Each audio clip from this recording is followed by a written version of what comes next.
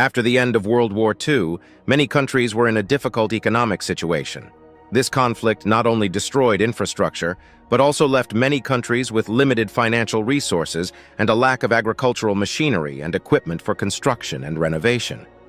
In such circumstances, military vehicles, including tanks, became a valuable source of raw materials and equipment that could be adapted to civilian needs.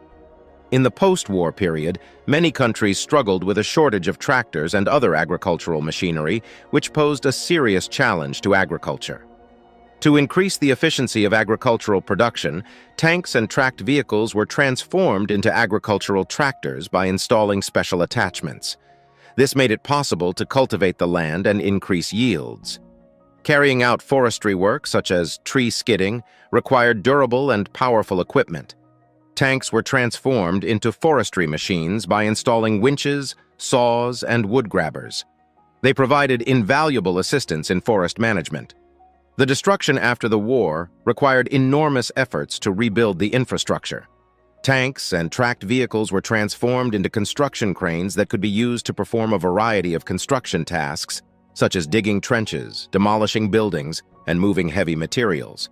Tanks, due to their durability and ability to move in difficult terrain, were adapted to transport heavy loads. They could be used to transport industrial machines, infrastructure elements, or other large and heavy items. Military vehicles such as trucks and armored personnel carriers were often used to deliver humanitarian aid in regions affected by natural disasters or conflict. They were irreplaceable means of transport for transporting food, medicine, and construction materials. For obsolete or damaged military vehicles, scrapping and recycling processes were often carried out in which the metal materials were recovered and used in civilian industries. The adaptation of military vehicles for civilian purposes was an understandable necessity in post-war conditions, helping countries rebuild and provide the necessary resources for economic development. It was also an example of a creative approach to reusing existing equipment for new purposes.